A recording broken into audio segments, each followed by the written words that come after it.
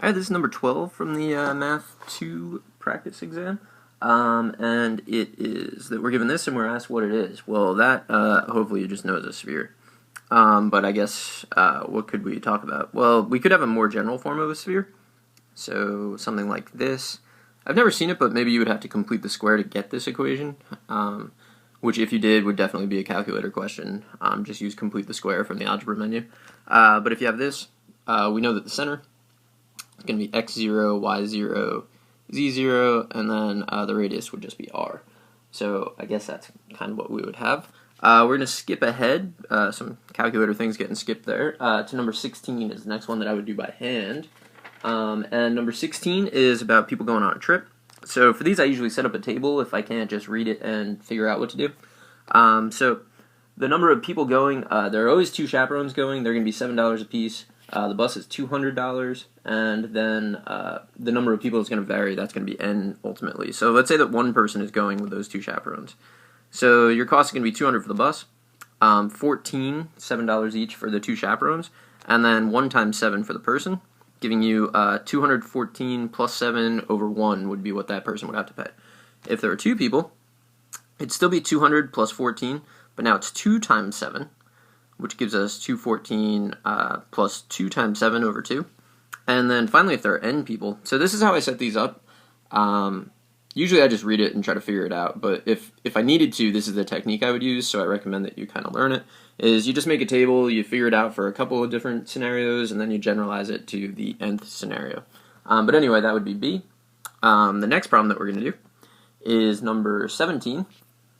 Number 17, we are given 2 points, and we're asked for the equation of all the points that are always equidistant. So the 2 points are 0, 0, and 0, 4.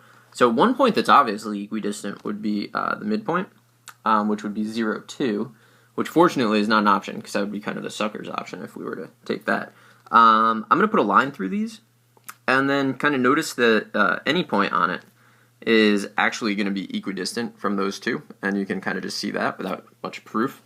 And so let's take a look at the answer choices. There, so A, B, C, D, E, and we're going to eliminate them. So x equals 2, I think is if you kind of drew it the wrong way. If you put 4, 0 instead of 0, 4, you might have thought the equation was x equals 2, which is a strong indicator that y equals 2 is the right answer.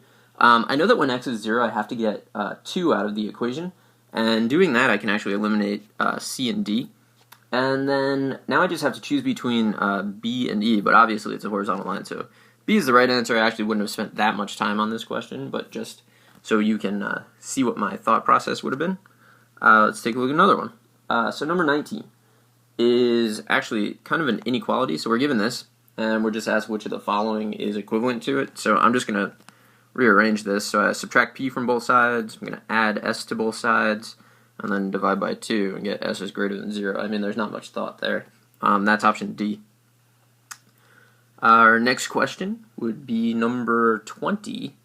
Number 20 is one where you're told two things and then you're asked which of the following is true again. So I'm going to graph two possibilities.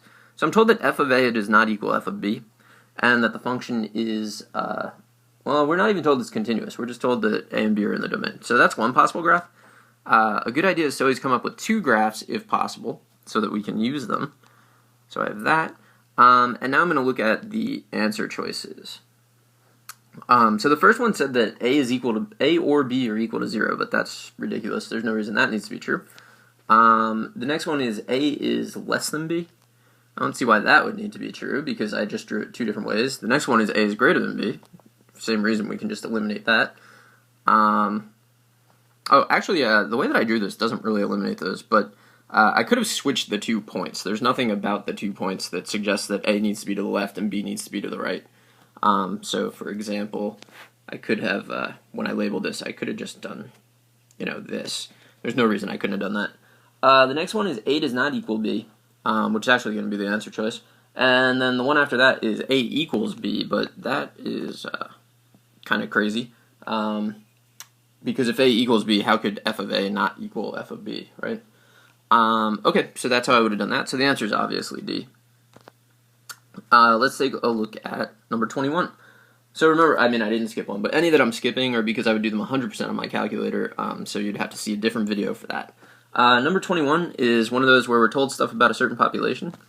So the total population, inevitably, I'm going to make 100. If 100 doesn't really work, I would make it 1,000, maybe 10,000, depends on how many divisions I need to do.